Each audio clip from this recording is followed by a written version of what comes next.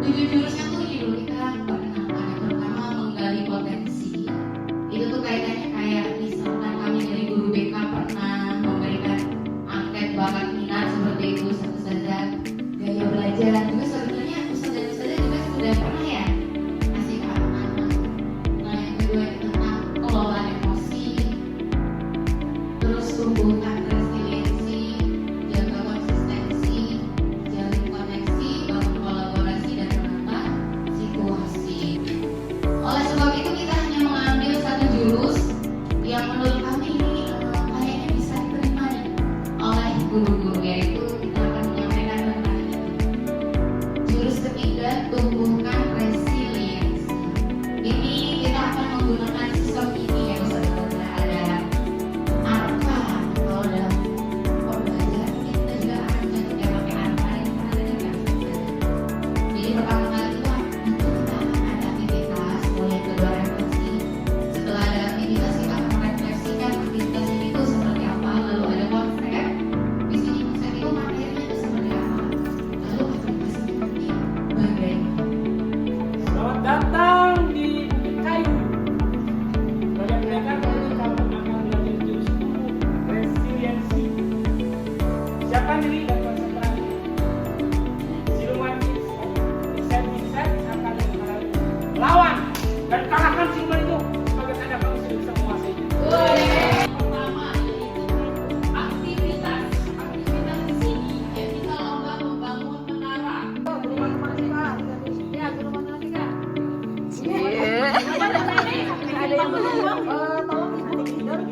Kita bikin fondasinya dulu berarti.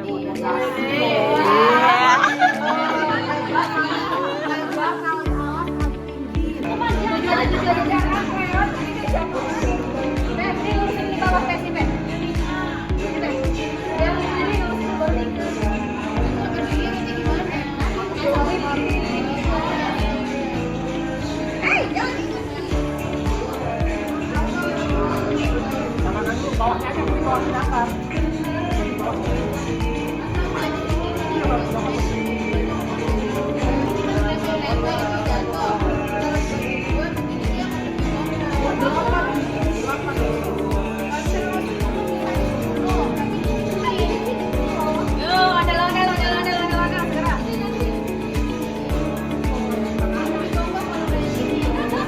Saya ingin menanyakan bagaimana perasaan ustazah ketika membangun ini. Apakah emosi yang ada saat membuatnya? Coba Ustaz Boim.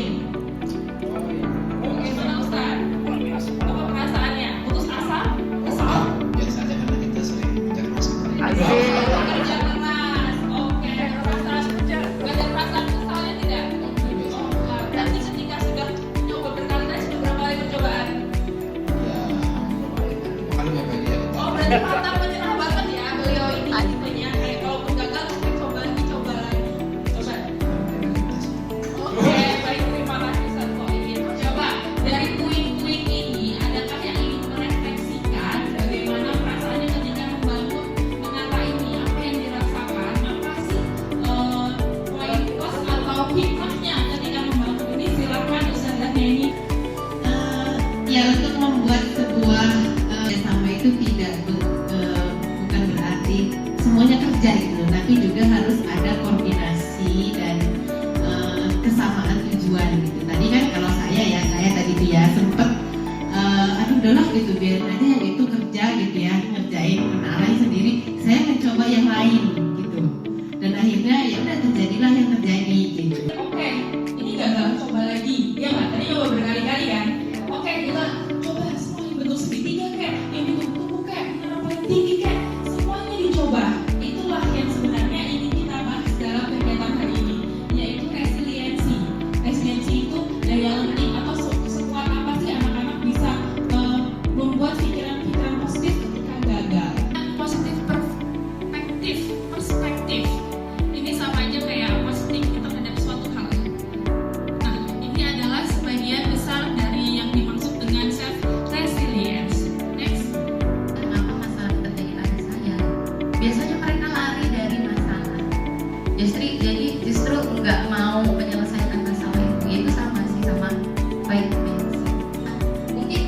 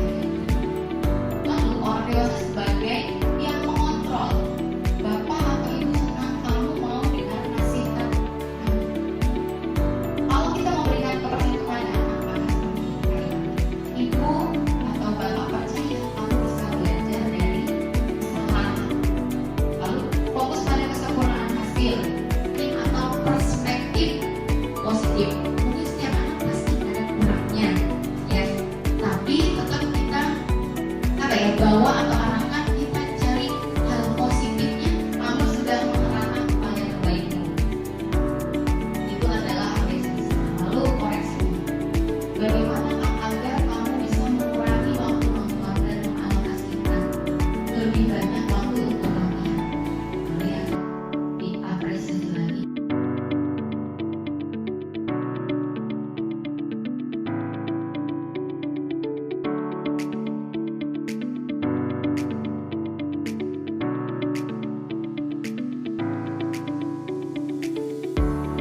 Pasti kayak gitu sebenarnya, dan semua orang harus sekali-kali jadi satu-satu pasti nggak segampang itu.